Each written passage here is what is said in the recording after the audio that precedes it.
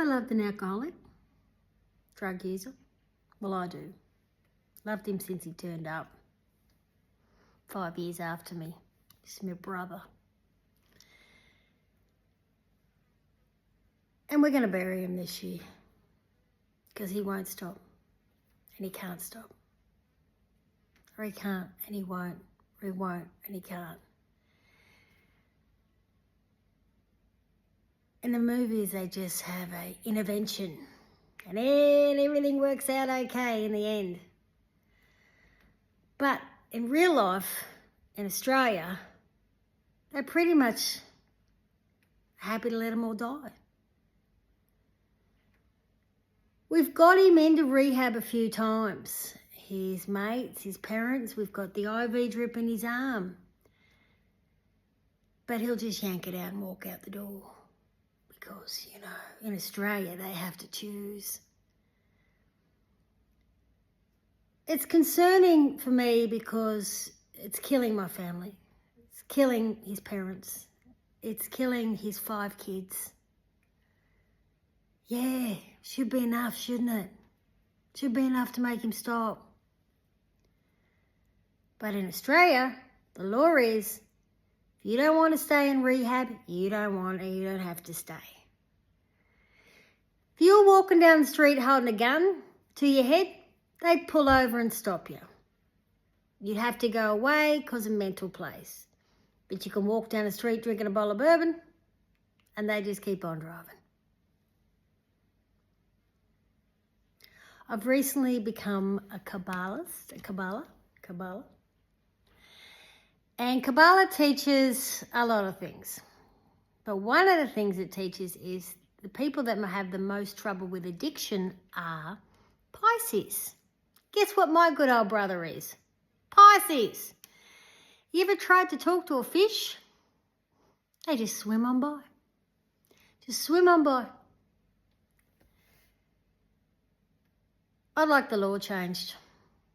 I'd like the law changed that once they become a non-functioning alcoholic, in my experience of watching him destroy himself, there's a functioning alcoholic and a non-functioning alcoholic. A functioning alcoholic can drink 2 bottles of wine every night and get up, go to work. Drink a case of beer, bottle of bourbon. Yeah. But they get up the next day and go to work. That's a functioning alcoholic. Now, when they're laying down, you know, I've got a couple of photos, but you know, it's heartbreaking. The whole thing's heartbreaking. When your daughter comes to you and says, Uncle Stu's on the floor again. Uncle Stu's on the floor again. Uncle Stu's on the floor again.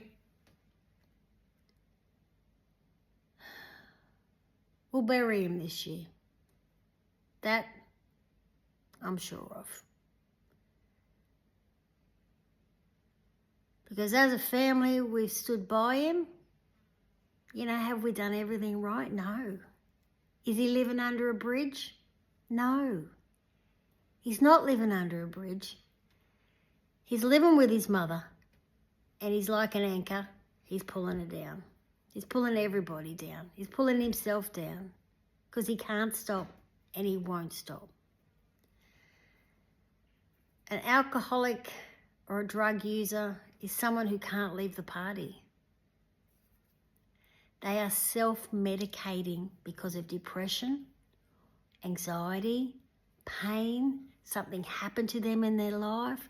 They're cocoon, they've come in with issues and they just can't deal. Now, if we can keep murderers alive, rapists alive, pedophiles alive in prison, we can lock them up for 3, 6, 10, hold on, whatever life is. Why can't we take the alcoholics that can't stop, won't stop, and put them away? Why can't we get power of attorney and say, hell no, you're not well enough, you need to go away? Because talking to him ain't doing it. And maybe I've got the only brother in the whole world who won't give up.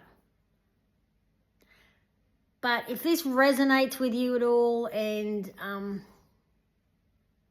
you kind of think it's a good idea, I've started a petition well, I haven't started. I'm starting a petition called Can't Stop, Won't Stop. It's about changing the law for alcoholics and drug users. For a practical example, we got him to rehabilitation detox last Monday. He was in there for 24 hours, might have been 48 hours, 24, 48 hours, and he wasn't well enough, so they took him over to Westmead Hospital. He spent 3 nights in Westmead Hospital and then they released him. So just to be clear, we had to wait for the bed at rehab detox. We had to wait. We've paid for a 2-week stay. But that hospital, he was too sick there, sent him to hospital released him, and we're not able to get him back. Because legally we can't force him. Once he's out the door, he's not going back. It's confronting, it's raw, it hurts families behind closed doors. And not all alcoholics are beating people up. Not all of them. I mean, if he'd hit someone, we could have him put away. But he's a happy drunk. He just puts his music on, goes back to the 80s. We're living in the 80s, mate, living in the early 90s. You know, puts his music on and just drinks.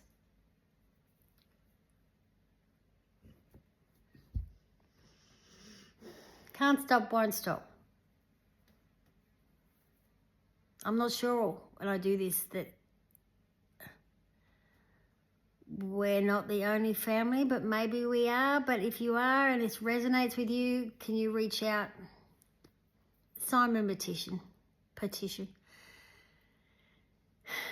we'll go from there. Okay, thank you. Bye.